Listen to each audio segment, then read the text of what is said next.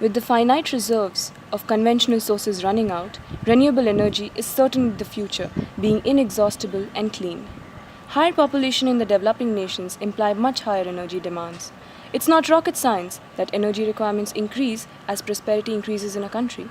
Needless to say, it is imperative to adopt renewable energy generation practices.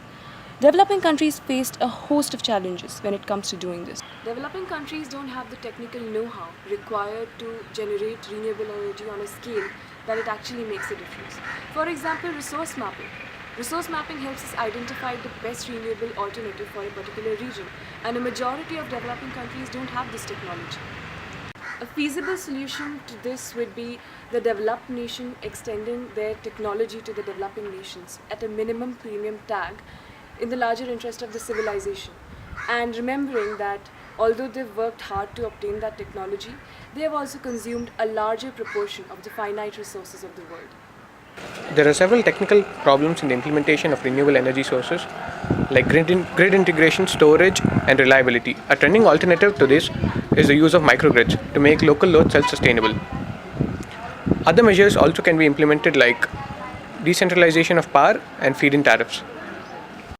A major factor that determines the renewable energy production in any country is its initial investment cost. Developing countries have to cater to much serious problems and hence are financially constrained. They cannot invest heavily into renewable energy in spite of its long-term effects. This calls for monetary investments from World Bank and other financial institutions. Although the prices of renewable energy has considerably decreased, it still cannot compete with the heavy subsidization of the conventional alternatives. A possible solution to this could be the government providing tax holiday and tax subsidies to renewable energy generation and also researches associated with it. To compete with the conventional energy resources, the renewable counterparts have to be installed on a massive scale. Private companies involved in the energy business won't invest huge amounts of money in developing countries without guaranteed returns. Without the aid of governments, such projects are not feasible.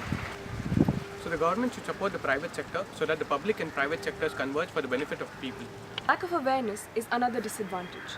There is no real incentive for the average consumer to go for renewable energy when the existing system is much cheaper. They are not aware of the long-term advantages of these energy methods, and they tend to ignore the environmental impacts of the existing system. The only solution to this is creating awareness amongst people. Every drop together will make an ocean.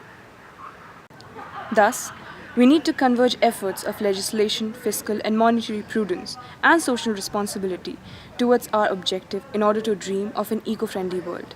It is time to act now to avoid regret later.